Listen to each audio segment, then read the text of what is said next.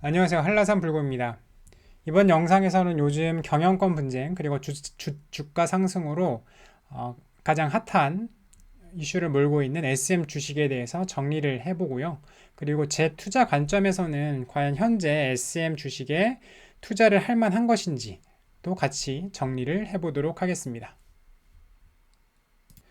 제가 자료를 정리하던 어제 종가 기준으로는 SM 주가는 12만 1,800원이었는데요. 현재는 2% 정도 증가한 12만 4,300원에 거래가 되고 있습니다. 주가 상승의 원인은 바로 경영권 분쟁 때문인데요.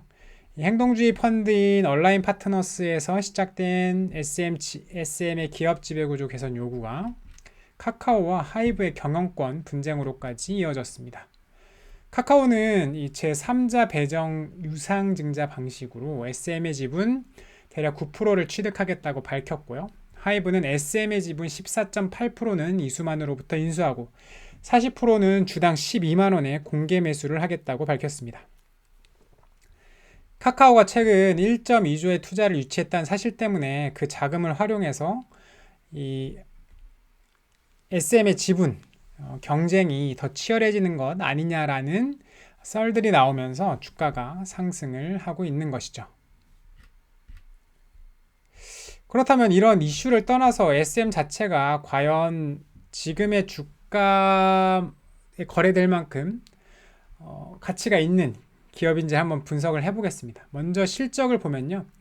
SM의 매출은 꾸준히 증가하면서 2021년 7천억을 기록을 했고요. 2022년에는 8천억을 상회할 것으로 예상을 합니다. 2017년 매출이 4천억이 채 되지 않았으니까 5년 만에 2배가 넘게 증가를 한 셈이죠. 연평균 14% 이상 성장을 한 셈입니다. 영업이익도 등락은 있었지만 성장 추세입니다. 2021년에는 675억을 기록을 했고 2022년에는 800억 중반을 기록할 것이라고 예상을 하고 있고요. 그리고 순이익 단기 순이익은 2020년까지는 그렇게 좋지는 않았습니다. 단기 순이익도 2020년까지는 큰 규모의 단기 순이익은 나지 않았고 2020년만 해도 800억 가까운 적자를 기록하기도 했지만요. 2021년에는 1332억을 기록했고 2022년에는 900억을 무난히 넘을 것으로 예상을 하고 있습니다. 이번엔 SM의 재무 상태를 한번 살펴보겠습니다. 작년 3분기 기준 SM의 부채 총계는 5,060억, 자본 총계는 8,817억, 부채 비율 57%로 매우 안정적인 상태이고요. 유동자산 7,673억, 유동부채 3,914억, 유동비율 196%로 유동성도 매우 좋습니다. 보면은 자본 총계가 부채 총계보다 굉장히 빠르게 늘면서 부채 비율이 계속해서 감소하는 추세이고요. 현금 흐름은 영업활동은 매년 수백억 플러스, 투자활동 현금은 매년 수백억 마이너스, 재무활동 현금 흐름은 플러스에서 마이너스로 최근 기조가 바뀌었는데 이러한 현금 흐름이 이어져 오면서 매년 수백억 원 규모의 안정적인 FCF 잉여 현금 흐름을 유지를 하고 있습니다. 현금 흐름까지도 아주 좋습니다. 그런데 저는 SM에 지금까지 투자를 하지도 않았고 투자에 관심을 갖지도 않은 이유가 바로 이 배당 때문입니다. SM은 2000년 상장을 하고 나서 2020년까지 21년 동안 배당금이 한 번도 지급이 되지 않았습니다. 2021년에야 주당 200원, 총 46억 원 규모의 배당금이 지급이 되었는데요. 현재 주가 대비 2021년 배당금 수익률은 약 0.15% 수준. 당시에는 주가 대비 배당금 수익률이 0.27%, 배당 성향은 3.5%에 불과했습니다. 보면 2020년 사업보고서까지는 대략적인 배당 정책도 없습니다. 그러다가 얼라인 파트너스가 이 배당금 지급 등 지배구조 개선을 요구하고 막 감사를 바꾸고 막 이런 액션을 취하니까 그때서야 이 소액주주들의 무서움을 알고 2021년 사업보고서에서야 상법에 따라 계산된 배당 가능 이익 범위 내에서 배당을 결정하고 있습니다. 라는 문구를 넣고 이 연결순이익의 3.5% 수준의 쥐꼬리만한 배당금을 지급을 한 것이죠. 지금까지 이게 가능했던 이유는 바로 SM의 지분 구조에 있습니다. SM의 최대 주주는 이 지분 18.5%를 가진 이수만 창립자고요. 국민연금이 9%, 컴투스가 4%, KB자산운용이 약 4% 정도를 가지고 있는데요. 5만 2천여 명의 소액주주가 70% 지분을 보유 중입니다. 온라인 파트너스는 1% 정도의 지분을 보유 중인 것으로 추정이 되고요. 그래서 지금까지 이 배당금이 이렇게 없었던 이유도 바로 이 이수만 때문이라고 볼 수 있는데요. 이 이수만은 주주들에게는 배당금을 한 푼도 지급하지 않으면서 자기 개인 회사를 세워서 SM과 계약을 맺어 21년간 1,400억 정도의 로열티를 받아왔습니다. 즉 주주들한테는 나눠주기 싫고 그냥 자기만 이익을 챙긴 거죠. 이게 가능했던 이유가 바로 이수만이 최대 주주로서의 지위를 활용해가지고 이사회에 자신의 사람들을 세우고 경영권을 행사해 왔기 때문입니다. 이성수 대표는 이수만의 처조카이고요. 타경준 대표랑 박준영 이사는 이수만이 SM을 설립할 당시의 초기 멤버이고요. 지창우는 이수만과 경복고 동문입니다. 보면 곽준호 감사만 온라인 파트너스 측에서 선임하신 분입니다. 즉 이렇게 이사회를 그러니까 이분도 이제 2022년에야 감사로 선임됐기 때문에 그 전에는 그냥 이수만의 최측근들이 이사도 하고 감사도 하면서 그냥 이수만의 개인 주머니를 채우는 방향으로 모든 결정을 해온 것이죠. 이게 마치 이수만이 자기 개인 회사인 것처럼 이 SM을 운영을 해온 건데 뭐 이수만 입장에서는 뭐 그럴 수도 있다는 생각은 듭니다. 왜냐하면 보통 SM 하면은 뭐 H.O.T, 신화, SES, 보아, 소녀시대, 동방신기, 샤이니, 슈퍼주니어, 엑소, 아이브까지 뭐 수많은 아이돌 그룹을 성공시키면서 순탄하게 성공의 길을 걸어왔을 것이라고 생각하겠지만 뭐 여러 고비들이 있었죠. 현진영 필로폰 사건이라든지 메이저와의 결별이라든지 이수만 개인의 배임 혐의로 인해서 뭐 도피를 하던 시기도 있었고 H.O.T, SES 해체, 뭐 신화하고도 재계약 실패, JYJ 탈퇴 등등. 이수만은 사실 1989년 혼자 SM을 설립해서 뭐 지금까지 수많은 망할 고비들을 넘기면서 SM의 성장과 함께 해왔는데 그러한 이수만으로서는 SM이 지금까지 이만큼 성장한 것은 모두 자기의 덕이니 자기 마음대로 SM을 다루어도 된다고 하는 생각에 취했을 수도 있습니다.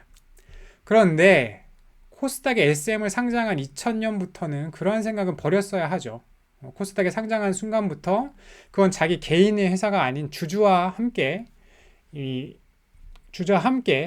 소유권을 가진 회사이기 때문인데요. 그러다가 결국은 자기가 이제 믿었던 그런 사람들로부터도 이사들마저 이수만을 버리고 표면적으로는 대의, 그러니까 즉 더 많은 주주, 더 많은 지분율을 가진 주주들의 편에 서면서 사태가 여기에까지 이르렀습니다. 그렇다면 과연 현 시점에 제 투자 관점 하에서 SM에 투자를 할 만한가 생각해 봤을 때 먼저 이제 현 SM 경영진은 온라인 파트너스와의 협의안을 통해서 별도 당기순이익의 최소 20%를 주주에게 환원하겠다고 밝혔고요. 하이브는 자신들이 SM을 인수하게 되면은 당기순이익의 30% 내에서 적극적인 배당 성향을 유지할 방침이라고 밝혔습니다. 만약 SM이 올해 뭐 연결 당기순이익 대략 한 뭐 900억 정도를 하고 이 중에서 20%에서 30% 정도를 배당을 한다. 그러면 대략 뭐 1800억 아니면은 뭐 2700억 뭐 한 이 정도 배당금 규모가 되고 주당 계산하면은 대략 한 뭐 850원, 900원에서 대략 한 1300원 정도가 되는데요. 현재 주가 대비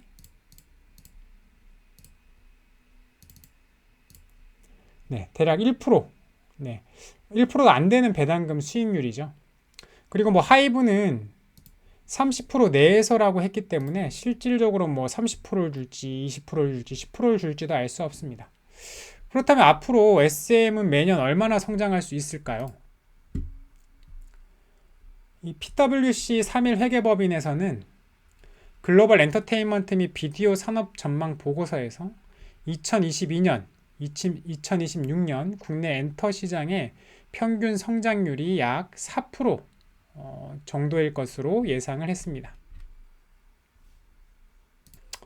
뭐 SM이 국내 엔터업계에서 리딩 기업일 뿐 아니라 해외에서도 수익을 만들어낼 수 있는 아티스트들을 다수 보유 중이기 때문에 성장률은 더 높을 수 있죠. 뭐 그래서 이 국내 평균 성장률의 약 2.5배 정도인 10% 정도로 예상을 한다고 하더라도 이미 현재 배당금 수익률이 4에서 5%에 연평균 성장률이 7에서 뭐 10% 정도가 기대되는 기업들과 비교하면 투자 매력도가 매우 떨어집니다.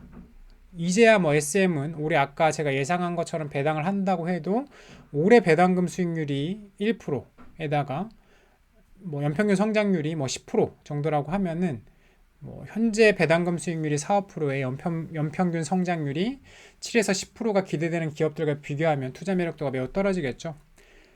뭐 SM의 성장률을 20% 이상으로 더 높게 예상을 하고 20년 이상 장기적인 관점에서 본다고 하면은 상대적으로 투자할 만한 가치가 있어 보이는데 과연 매년 20% 이상의 성장을 할 수 있을까라는 부분은 굉장히 의문입니다. 이 현재 SM 주가가 싸다 비싸다의 개념이 아니라 제 투자관 하에서는 상대적인 투자 매력도가 높은 기업들이 더 많다는 얘기예요. 아니 그러면 하이브하고 카카오의 경영권 분쟁이 더 심화돼서 12만 원이 훨씬 넘어서는 가격에 뭐 15만 원, 18만 원에 공개 매수할 가능성도 있지 않냐고요? 뭐 물론 그럴 가능성도 있죠. 반대로 그렇지 않을 가능성도 굉장히 높습니다. 저는 제가 전혀 예상할 수 없는 이벤트에 도박하듯이 이 상대적인 투자 매력도가 낮은 기업의 주식을 사고 싶지는 않습니다. 아니 그러면 그냥 뭐 로또 산다고 생각하고 아니면 도박한다고 생각하고 소액이라도 투자해보는 것은 괜찮지 않냐고요? 저는 절대 노라고 대답하겠습니다. 왜냐하면 일단 실패하면 돈을 잃게 되는 거고 성공하면 더 큰 문제입니다. 이게 바늘도둑이 소도둑 된다고 도박성 투자에서 성공의 스릴을 느낀 사람은 더 큰 스릴을 찾아 나서게 됩니다. 이번에는 100만 원만 투자하지만 만약에 성공했다. 그리고 다음에 비슷한 케이스가 생긴다. 그러면 1천만 원, 1억 원을 투자하게 됩니다. 뭐 돈이 없으면 돈이 없는 대로 가진 전 재산을 투자하게 될 가능성이 높습니다. 결과론적으로는 어떻게 돼도 결국은 손해입니다. 물론 운이 좋아서 뭐 연전연승할 자신이 있는 사람이라거나 아니면 배후에서 이 SM이나 카카오 하이브의 움직임을 실시간으로 파악 가능하거나 아니면 아예 자기가 원하는 대로 그림을 그려버릴 수 있을 정도의 실력자라면 뭐 투자를 마음껏 해도 되겠습니다. 이번 영상이 도움이 되었다면 영상 하단에 좋아요 버튼을 클릭, 새로운 영상이 계속 보고 싶으시다면 구독 버튼을 클릭, 블로그 포스팅도 같이 업데이트 받아보고 싶으시다면 영상 하단 네이버 인플루언서 링크로 들어가 펜하기를 클릭해주세요. 오늘 영상은 여기까지입니다. 봐주셔서 감사합니다.